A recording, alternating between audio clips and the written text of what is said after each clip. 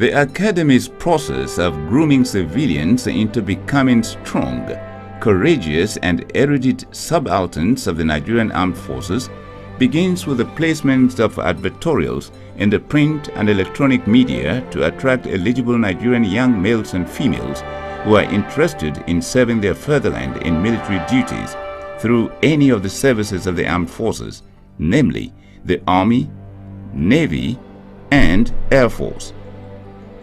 The application form to be completed by a candidate seeking admission into the Academy is downloaded from its website. The form contains the 8 minimum qualification requirements that must be met by all candidates, both males and females. Among the requirements are that the applicant must be a Nigerian citizen. He or she must be not less than 17 years old and not above 21 years old by the 15th of October of the year when the Academy's course being applied for will commence. However, candidates applying for a commission in the Nigerian Air Force must not be older than 18 years. Minimum height requirements are 1.68 meters for male applicants and 1.50 for female. The academic qualification requirements are the same ones stipulated by the NUC for admission into conventional universities.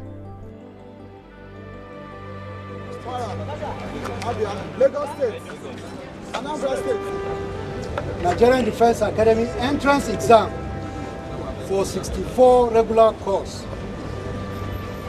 which I want to believe all of you here are ready to write. Yes, sir.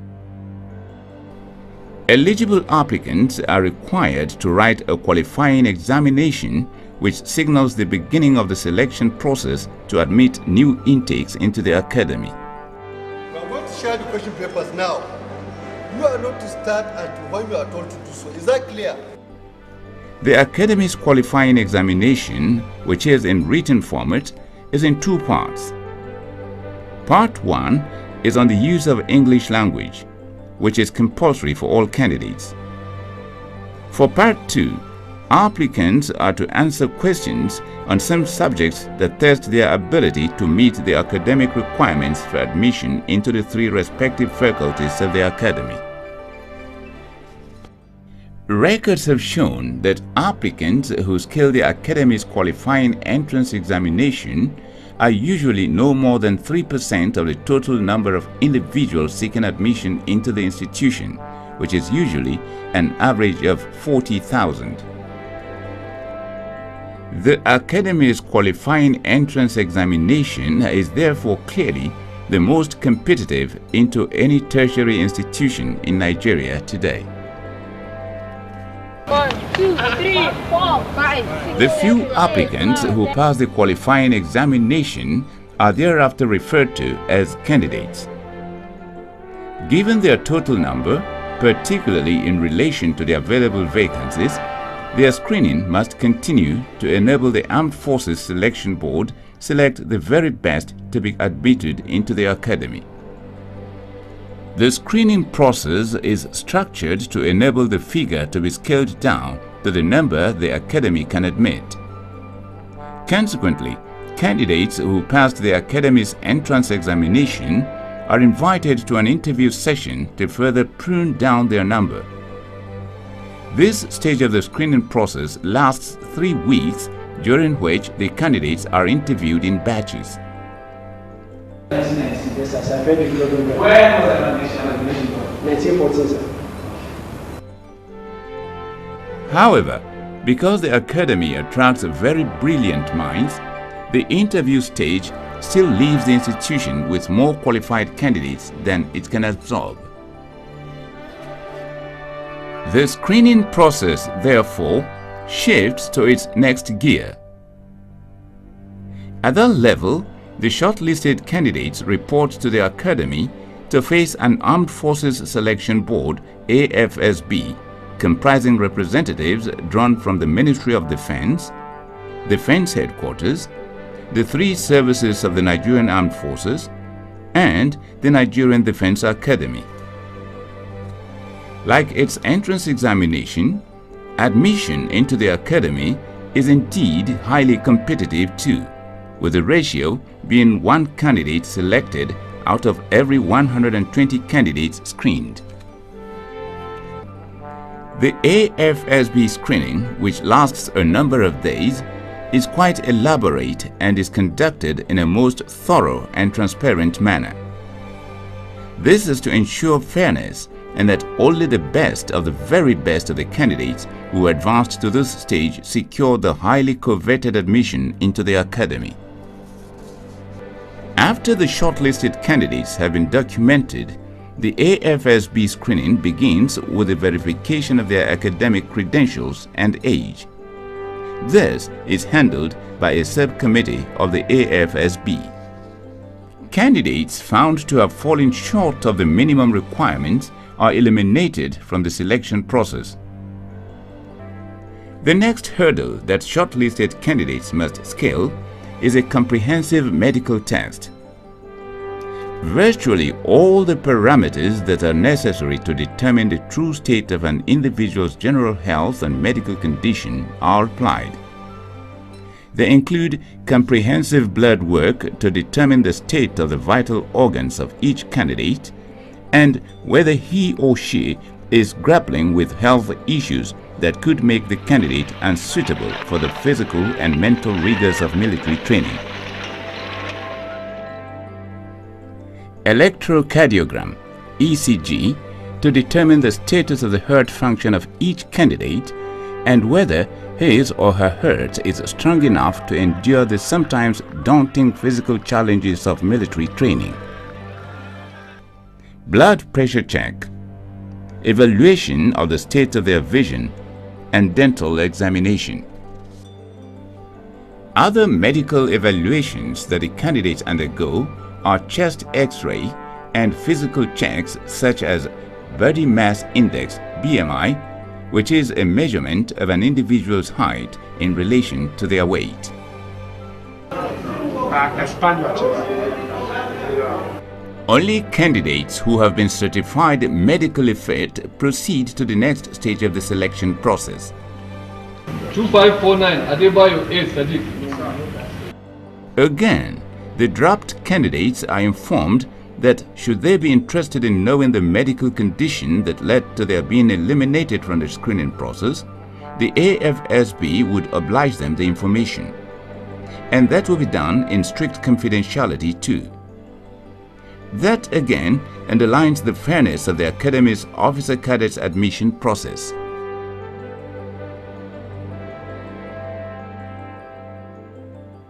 As further proof of its thorough nature, the screening process to select shortlisted candidates for admission into the Academy does not end with their medical evaluation. Next is a series of physical fitness tests, beginning with a 3.2-kilometer race that must be completed in a maximum of 15 minutes. Failure to meet the time results in disqualification. Once again, the candidates are admonished to refrain from exerting themselves beyond their respective natural limits of endurance and also made to realize the dangers of ignoring this piece of invaluable advice. Don't stretch yourself to the point at which your heart or your lungs will fail you. After they have been documented, the candidates are assembled at the starting point of the race.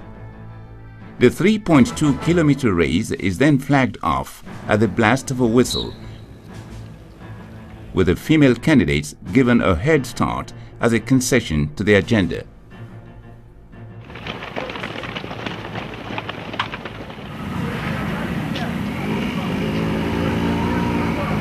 Here is the finish point of the 3.2-kilometer race. As the candidates sprint towards and into this rendezvous, military personnel manning the gates are under strict instructions to shut them on the dot of 15 minutes from the start of the race. As the expiry of the time allowed for the 3.2-kilometer race, the gate to the ground is shut, and those who failed to make it to the finish point within that limit are eliminated. For some, The pain of their near miss is too excruciating to bear. Don't take it as if you have lost everything in life. It's not like that. First time is always the best. The arduous qualifying race is over, but not so the screening exercise. Since the true test of a person's physical fitness lies beyond demonstrating their ability to run a race within a stipulated time, the candidates who scaled the 3.2-kilometer race stage of the screening will undergo yet another round of physical fitness tests. This time, they will cross some obstacles of varying dimensions which they must negotiate through different approved methods, both individually and in groups. During this stage of the exercise, inability to negotiate an obstacle smoothly or failure to comply with the don'ts of doing so, such as dropping or landing in prohibited areas, or failure to refrain from touching prohibited colors, could lead to the disqualification of a candidate, depending on the total number of infractions committed. Unlike the ones that candidates do individually, the obstacle crossings done in groups usually present propositions that are daunting and seem near impossible to achieve, just like most critical military tasks. The objective here is to test the character and leadership qualities of the candidates and their ability to successfully work together as a team to tackle difficult tasks.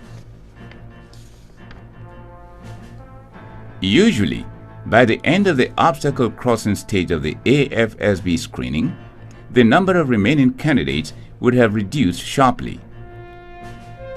Even so, the number left is still often more than what the Academy can admit. So, the screening continues, this time with a fresh round of written tests and oral interviews. At the end of the AFSB screening, the waiting game begins for candidates who made it up to the very end of the selection process, as they can only pray and keep hope alive, pending when they receive notification from the Academy that they have either been offered admission to enroll at the institution or had been dropped. Yeah.